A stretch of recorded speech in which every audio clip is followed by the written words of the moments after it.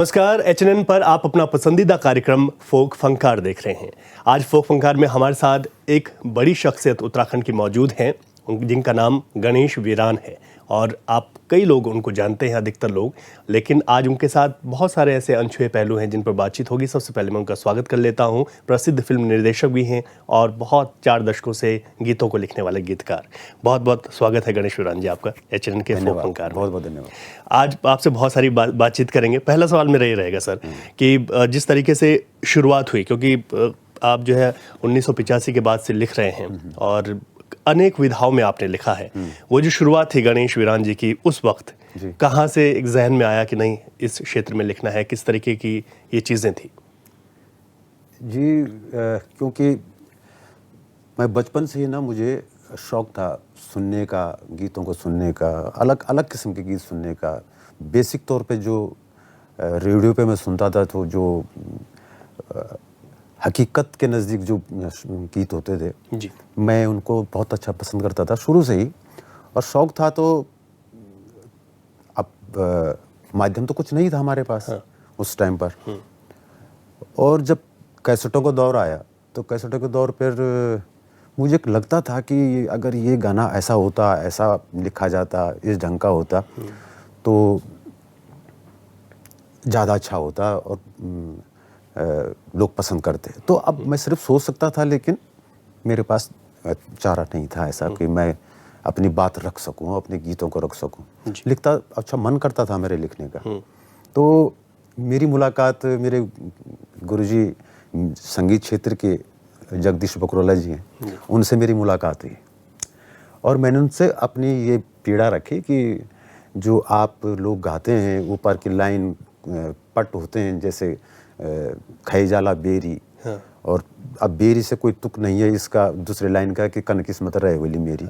तो मैं सोचता था कि नहीं, ऊपर पटबंद तो अपनी जगह एक हो सकता है फोक टाइप का, लेकिन हर गीतों में ठीक नहीं है। तो उन्होंने कहा कि क्या अगर ऐसा है तो तुम लिखते हो? मैंने कहा जी मैं सुना सकता हूँ।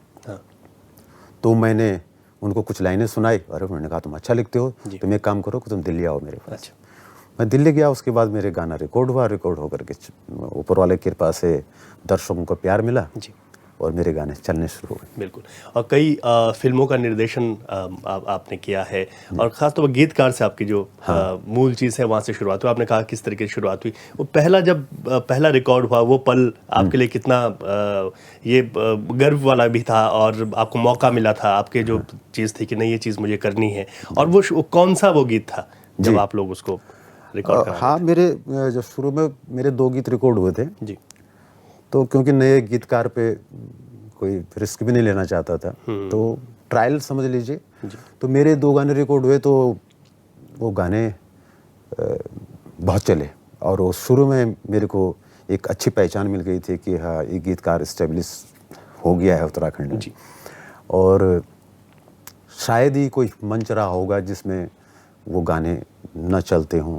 बिना उन गानों का कोई मंच होता भी नहीं था बकरोला जी का। और हमारी फिर जोड़ी चलती रही, जगदीश बकरोला जी, मैं था और सुनीता बिलवाल, चरण रावत जी और ज्वाला प्रसाद जी। ये मतलब उस टाइम पर बड़े लोग थे और उनके साथ काम करने का मुझे मौका मिला और कामयाबी मिली मेरे गानों को जी। तो मुझे लगता है कि ये सब दर्शकों का प्यार और मेरे गुरुजनों का आशीर्वाद रहा। बिल्कुल। और एक कलाकार के लिए सबसे बड़ी जो उसको एनर्जी मिलती है वो दर्शकों से ही मिलती है और उनके पाठकों से, सुनने वालों से, तमाम जो लोग हैं। अब वो जो शुरुआत जब हुई थी क्योंकि अब आपने कहा कि उस हर मंच पर वो चीज़ हुई, तो फोक फंकार के मंच पर भी, क्योंकि आप गीतकार हैं, आप लिखते हैं, लेकिन उन लाइनों को ज़रूर हम सुनना चाहिए। मैं बिल्कुल असल में मेरा क्योंकि मेरा जो तरीका है लिखने का जी, मैं हर तरीके से लिखता हूँ कि कोई अगर मुझे कोई धुन दे देता है पहले तो मैं उस धुन पे उस मीटर पे लिख देता हूँ जी। और मेरे अपने भाव जो होते हैं वो जब मैं व्यावसायिक तौर पर लिखना शुरू किया तो मेरे भाव कम हुए, कम लिखे। लेकिन जैसे मुझे कोई सिंगर या कोई म्यूजिक डायरेक्टर कोई थीम देता है, कोई सब्जेक्ट देता है तो मैं उस पर भी लिखता हूँ। और ये अच्छा रहा मेरे लिए कि मुझे गुनगुनाने का भी शौक रहा है। बिल्कुल। बशर्ते मैं सिंगर नहीं हूँ, लेकिन मैं कोशिश करता हूँ कि मैं उस जिस धुन पे बना है मैं उसको गुनगुना के हाँ, उसमें वो गाना था। मैं एक सुना देता हूँ। जी। उस टाइम पर डुएट चलते नहीं थे, तो डुएट मैंने शुरुआत की, हम लोगों ने की। हाँ जी। सुन ल्या तुम्हारा बिन अब ने कटेंद दिन, कन को रैण या खुली मिन मी बते द्या, राम कसम स्वामी मी दिली घुमाए द्या, भगवान कसम स्वामी मी दिली घुमाए द्या, कि जब तलक माँ बचीच तब तलक मेरी गौच, माँ बबू की तुए माँ मी सेवा करो लो, ये माँ कसम तब तुए मी दिली घुमा लो, भगवान कसम तब तुए मी दिली घुमा लो। ऐसा बिल्कुल। और आज जो इस समय हमको सुन रहे हैं उन लोगों की वो यादें ताज़ा हो गई होंगी, क्योंकि इन गीतों को जब हम छोटे थे तब हमने सुना था। और इन गीतों को ये गीत गणेश जी ये है कि ये सदाबहार गीत हैं।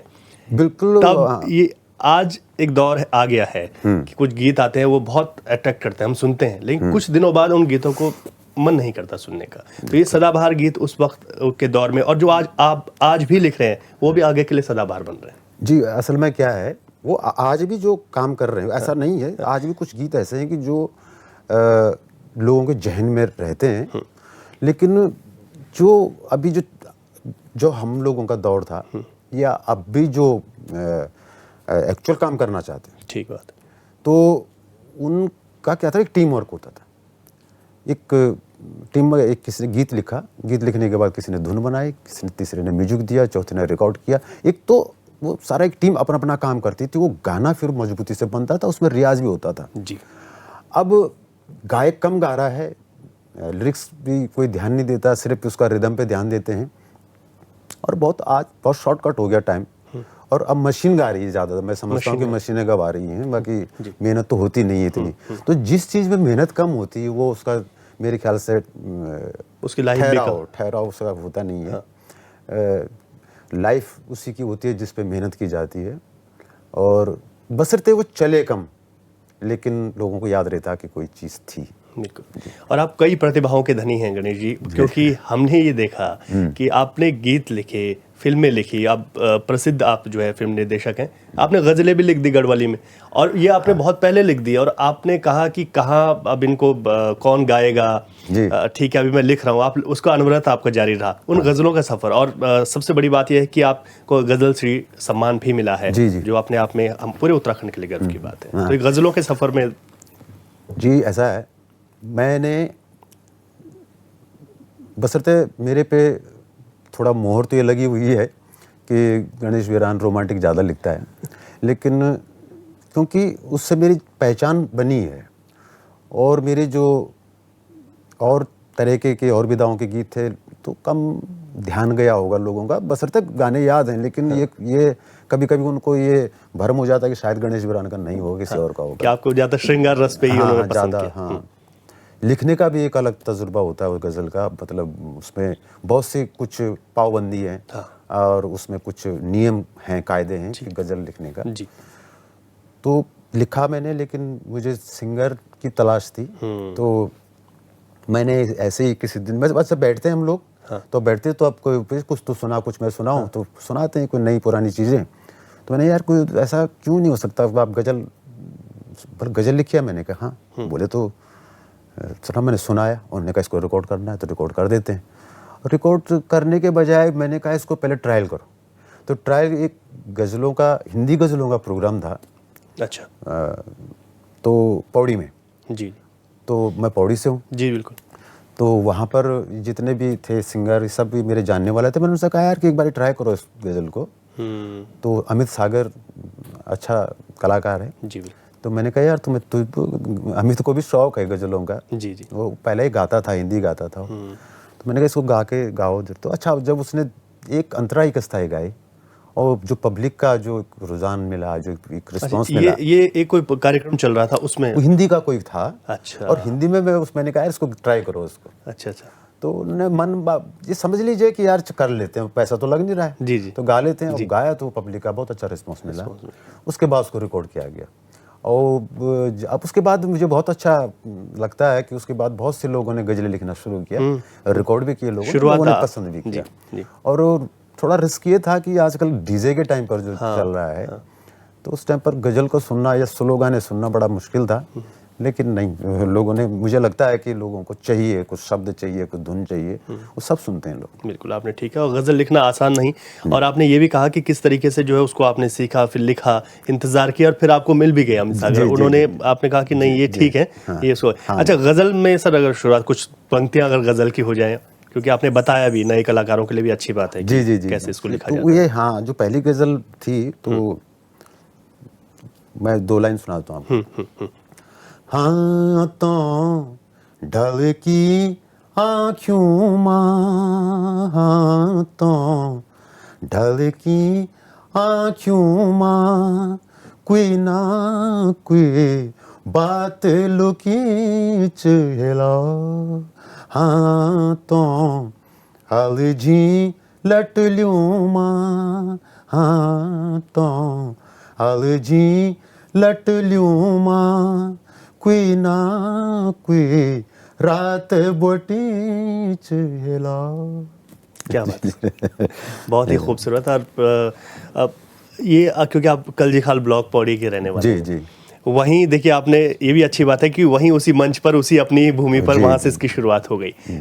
कितनी ऐसा गज़लें आ गई हैं, और अभी क्या, अभी भी आप उस पर कम अभी, वक्त मिल जाता हाँ, है कि उसको और आगे बढ़ाएं? बिल्कुल। असल में क्या है कि गज़ल का क्या है कि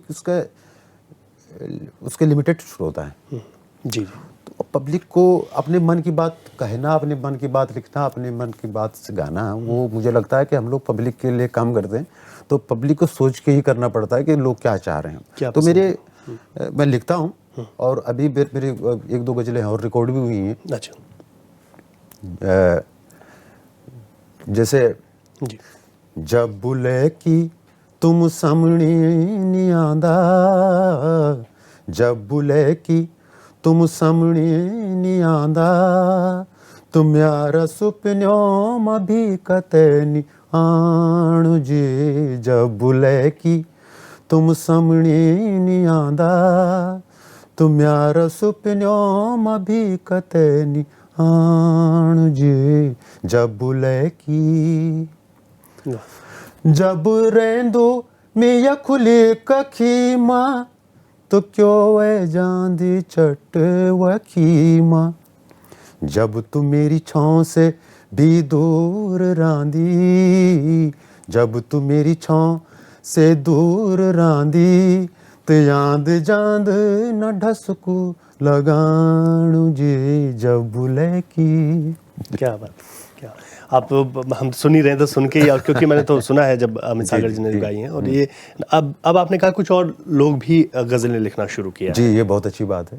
बहुत अच्छी बात है कि लोगों को, जो इसके शौकीन हैं, जो इनका दिल में था कि ऐसे गज़लें होनी चाहिए, वो लोगों को अब अच्छा काम भी कर रहे हैं, अच्छा लिख भी रहे हैं। अभी थोड़ा सा बदलाव, क्योंकि आपने सर वो दौर देखा, संसाधन नहीं थे, आप लोग अपने पहाड़ से निकलकर दिल्ली में रहे, वो जो शुरुआती जो स्ट्रगल था उस वक्त, और लिखना एक ठीक है, कला है, माँ सरस्वती का जो जी, जी, आशीर्वाद है, लेकिन उस दौर में कैसे सरवाइव करना कितना मुश्किल वक्त था आपके लिए, शुरुआत की अगर बात? बहुत मुश्किल, क्योंकि अगर आपको एक लाइन भी बात करनी है आपको, तो उसके लिए आपको दिल्ली ही जाना पड़ेगा, कंपनियों के पास में। अगर आपको एक छोटी सी बात करनी है, तो अब तो आप, अच्छा, उसके बाद ये ज़रूरी नहीं कि आपको कंपनी का मालिक मिल जाए या बात हो जाए, और या हम जब जाते हैं तो हमारे कोई ऐसा तो था नहीं वहाँ पर कोई रहने का ठिकाना, तब कुछ आप ऐसा। एक नए कलाकार थे जी, बिल्कुल नया। अच्छा, फिर क्या कि जब आदमी का नाम नहीं है, कुछ नहीं, तो कोई उसको बहुत ज़्यादा तवज्जो देता भी नहीं, कौन है क्या है, तो कैसे रहेंगे, क्या रहेंगे, ये तो कहने की क्या बात है। जी जी। और ये ज़रूरी नहीं कि हमारी मुलाकात हो गई हो, कंपनी सर हमको फटाक से रिकॉर्ड कर दिया हो, ऐसा भी नहीं है। क्योंकि अब तो फ़ोन का सिस्टम हो गया, सब कुछ हो गया, आप कुछ मेल करके, ईमेल करके भेज सकते हैं कि मैंने ये किया है, मैंने वो किया, आप ऑनलाइन बात कर सकते हैं, और आप वीडियो कॉल करके बात कर सकते हैं। उस टाइम पर सारी बातें कहने के लिए आपको खुद ही हाँ, महीनों इंतजार करना पड़ता था, हफ्तों इंतजार करना पड़ता था। इसी छोटी सी बात बता रहा हूँ, बाकी चीज़ें तो रिकॉर्ड होना तो बहुत अलग बात है। बिल्कुल ठीक है। गणेश जी के साथ हमारी बातचीत जारी रहेगी, यहाँ एक छोटे से ब्रेक के लिए रुकेंगे, और उसके बाद भी बहुत कुछ है जो उनसे अभी हम जानेंगे।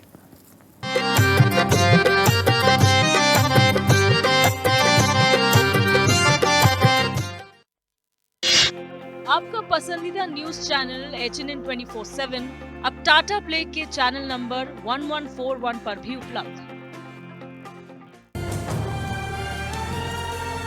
ये पहाड़ ही नहीं, हमारी पहचान भी है। HNN 24/7, जुनून सच दिखाने का।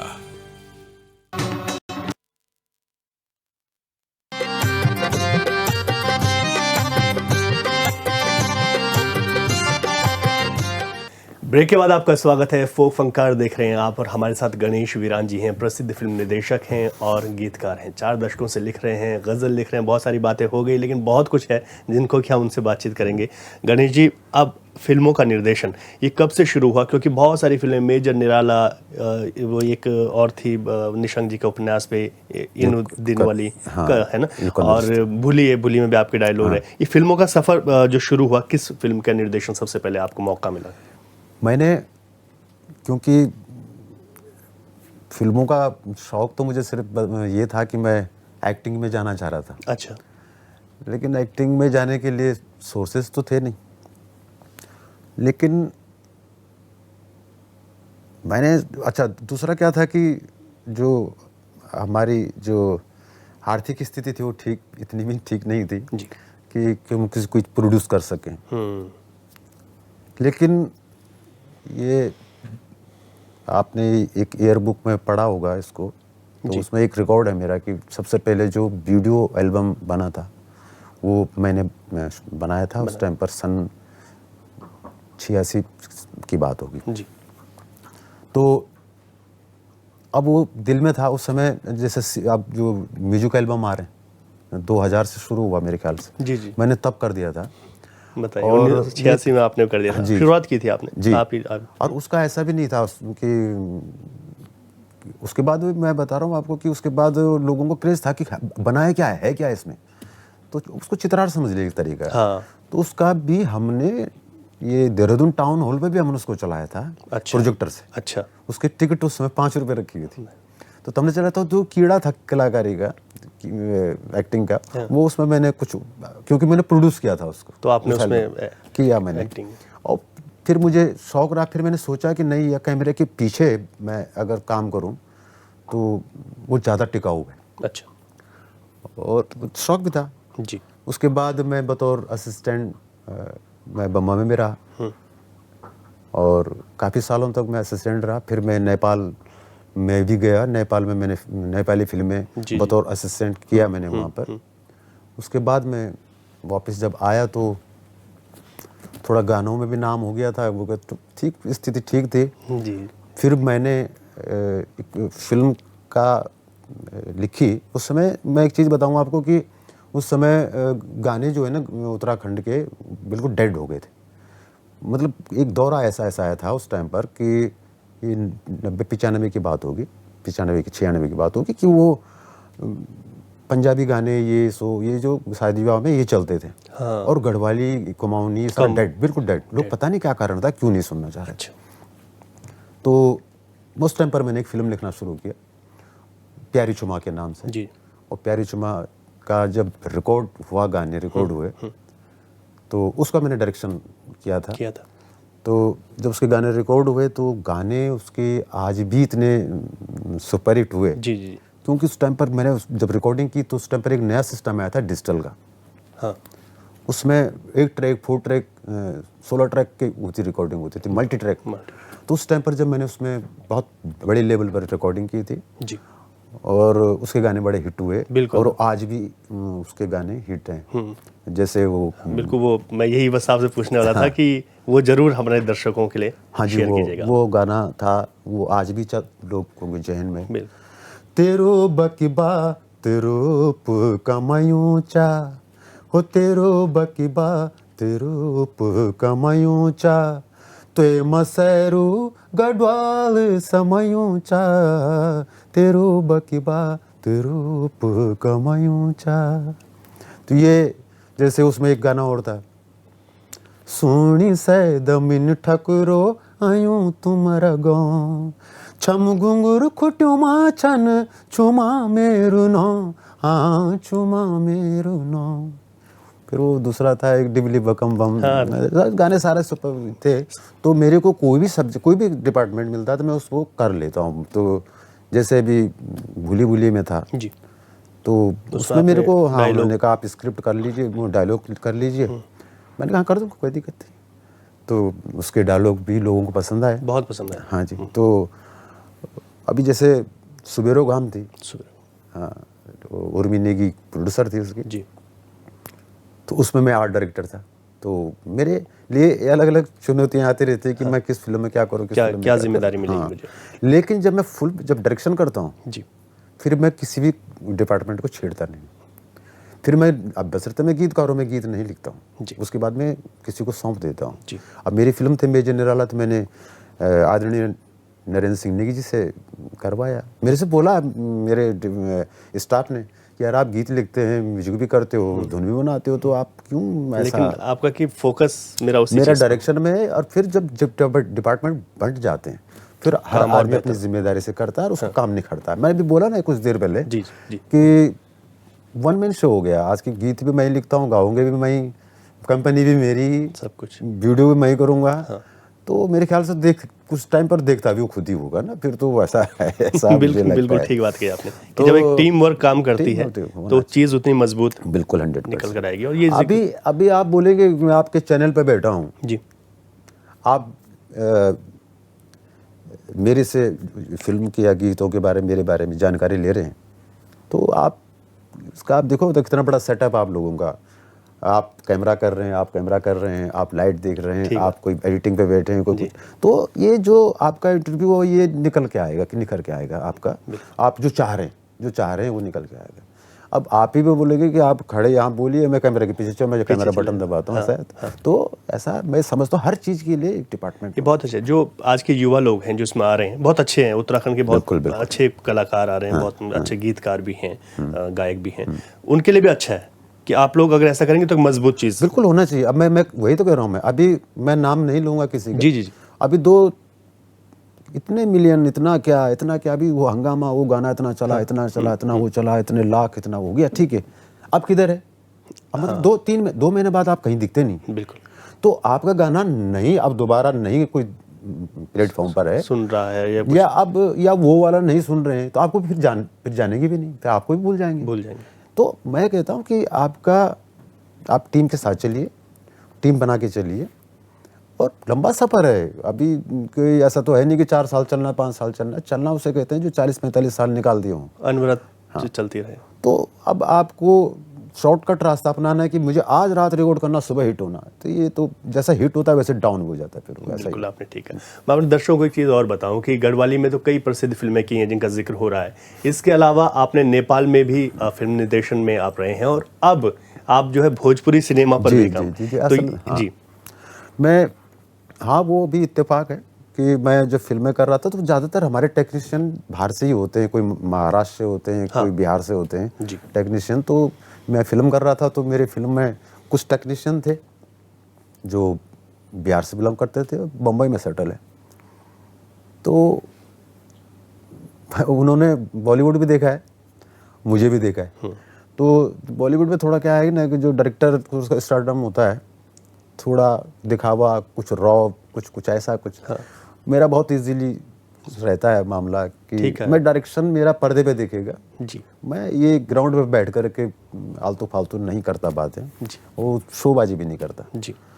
और मेरा तरीका बहुत सॉफ्ट रहता है एकदम। लेकिन हाँ, काम मेरा जरूर कड़क होता है, लेकिन जो व्यवहार मेरा जैसा रहता है, मेरे टेक्नीशियन होते हैं, मैं उनके साथ मेरा घुल मिल कर रहना, जबकि वो डायरेक्टर से बहुत दूरी बना कर रखते हैं, डायरेक्टर के पास जाना आना। नहीं, मेरा ऐसा नहीं। तो वो उन लोगों के दिमाग में था, तो उन्होंने कहा यार एक उत्तराखंड में डायरेक्टर है, एक भोजपुरी फिल्म कर रहे हैं, तो उन्होंने मुझे बुलाया। तो उन्होंने आपस में बात किया होगा कि भाई वो बात नहीं है जो बॉलीवुड में डायरेक्टरों के नखरे उठाने पड़ते हैं। तो उन्होंने मुझे कहा कि आप फिल्म करेंगे, मैंने कहा बिल्कुल करूँगा। थोड़ा भाषा चेंज है, बाकी काम तो वही होता है जैसे हर फिल्म में होता है। क्या बात, बिल्कुल ठीक है। तो मेरे को मौका, मेरी पहली फिल्म होगी वो भोजपुरी, पहली फिल्म अब वो आने वाली है। मैं अभी शूट करूंगा उसको, अभी आप करेंगे मतलब आने वाले वक्त में हम देखेंगे। जी जी। अच्छा, एक गीत है सर, पौड़ी की रौनक तेरी गलोड़ियों में, ये वाला जो गीत आपने लिखा, क्योंकि ये ऐसा गीत है कि उन गीतों में है, कभी भी अगर लग जाता है तो आदमी रुक जाता है, सुनता है। इसके लिरिक्स जो बहुत ही खूबसूरत, इतनी गहराई आप लोगों ने सोची, तो इसका सब ये कैसे शुरू नहीं, किया? वो असल में कैसे दिमाग में आया? वो ऐसा है, मेरी नज़र में पहाड़ जो हमारा उत्तराखंड है, ये कितना खूबसूरत है। आप कितना वर्णन कर सकते हैं आप उसका? किया है, बहुत गीतकारों ने किया, और वर्णन क्या किया दिखता है। तो मैं समझता हूँ कि उतनी ही खूबसूरत हमारी उत्तराखंड की महिला है, नारी है जी मेरे दृष्टिकोण से। जी। तो अब आपके सामने कोई बात रख देगा कि ये दो बंदे हैं और ये इसमें से अच्छा कौन है और बुरा कौन है, तो आप बोलेंगे नहीं दोनों अच्छे, तो दोनों अच्छे हैं, तो अब आप नहीं इनमें से आप ज़्यादा कौन अच्छा है। तो मेरी नज़र में वही रहा कि मैं किसको ज़्यादा खूबसूरत बता सकता हूँ, तो मेरी नज़र में दोनों थे। बिल्कुल। तो मैंने पहाड़ से जो उत्तराखंड के जो गढ़वाल के जो स्पॉट्स हैं, जो हमारे शहर हैं, जगह हैं, उनसे मैंने नारी की तुलना की है। तो मैंने पब्लिक पे छोड़ा है उसको, श्रोताओं पे छोड़ा है कि आप तय कर लीजिए कि खूबसूरत कौन है। बिल्कुल। और इसके कुछ पंक्तियां अगर हो जाए। मैंने सुनाया था अभी आपको, मुखड़ा सुनाया था। हाँ, पौड़ी की रौनक तेरी गलोड़ियों माँ, जौन सारी जादू तेरी लटलियों माँ, श्रीनगर की गंगा तेरी आँखों माँ, फूलों की घाटी तेरी उठणियों माँ, दंतणियों माँ, हिमालय सजयूं चा, तेरो बकीबा तेरो कमायूं चा। अभी गणेश जी, क्योंकि आप एक बहुत पुराने जब या शुरुआत हो रही थी उस वक्त से काम कर रहे हैं, आज के नए दौर में आ गए हैं, बहुत अच्छे गायक गीतकार आज उत्तराखंड में आ भी गए हैं, और जो नए उनके लिए मैसेज क्या है आपका कि किस तरीके से वो अपनी इस यात्रा को आगे बढ़ाएं, क्योंकि आप एक अभिभावक के तौर पर हैं उनके लिए, जो मुझे लगता नहीं अभिभावक के तौर पर नहीं, वो हमारे अभिभावक बन जाते हैं कई बार लोग क्योंकि वो सीखना नहीं चाहते हैं, सिखाने में ज़्यादा विश्वास करते हैं। तो मैंने यही कहना इन जो नए हैं जी कि अगर आप पॉपुलर हो गए, अगर आपकी एक जगह बन गई है, तो वो जगह आपकी बनी कैसे, आप उसको बरकरार रखिए। क्योंकि बनना हो सकता है कि इत्तेफाक हो सकता है, या आपकी किस्मत हो सकती है, या समय काल हो सकता है, लेकिन उसको मेंटेन करना, उसको संभाल के रखना वो बड़ी बात है। दूसरा मैं उनके लिए कहना चाहता, दूसरे जो लोग इस लाइन में आना चाहते हैं या कोशिश कर रहे हैं, मेरा हमेशा ये रहता है कि शॉर्टकट मत जाइए, और महसूस करिए कि हमारा जो समाज है वो क्या चाहता है, किस ढंग के गीत चाहता है, किस ढंग का सुनना चाहता है, और आप उसके लायक फिट हैं कि नहीं है। अब माना मेरे से अगर कोई कहे कि भाई प्रकृति सौंदर्य पे आप गाना करिए, तो मैं कुछ देर के लिए सोचता हूँ कि नहीं, मुझे लगता है कि थोड़ा मुझे इसमें टफ लगेगा, क्योंकि मेरी विधा अलग अलग ढंग की है। ठीक बात है। तो कुछ मैं समझता हूँ कि जो लोग इस लाइन में हैं, तो उनको पहले अपने आप को देखना चाहिए। ऐसा नहीं कि वो गाना उसका चला था तो मेरा भी ऐसे चल जाएगा, मैं भी कर लेता हूँ। आप अपना अलग ढूंढिए रास्ता, अपना अलग बनाइए, लोग आपको भी सुनेंगे, समय जरूर लग सकता है। बहुत बहुत अच्छा आपने मैसेज दिया है गणेश जी, और आप अपना वक्त निकाल कर आए फोक फंकार में, बहुत सारी बातें हुई, आपसे बहुत बहुत शुक्रिया। मुझे बहुत अच्छा लगा, एचएनएन का बहुत बहुत धन्यवाद। बहुत बहुत धन्यवाद। फोक फंकार में गणेश वीरान जी को आज हमने सुना, वो गीतकार हैं, उन्होंने गाने गाए भी, बड़े खूबसूरत तरीके से गज़लें भी सुनाई आज, और फिर फोक फंकार में किसी नई शख्स के साथ हम मिलेंगे। अभी के लिए इजाज़त दीजिए, नमस्कार।